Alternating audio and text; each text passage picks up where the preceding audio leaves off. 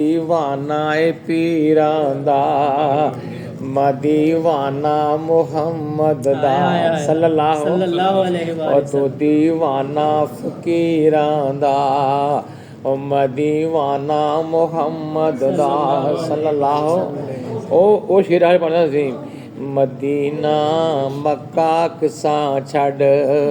पतन जाया नहीं जाना मेरी तौबा लड्डू छड़ के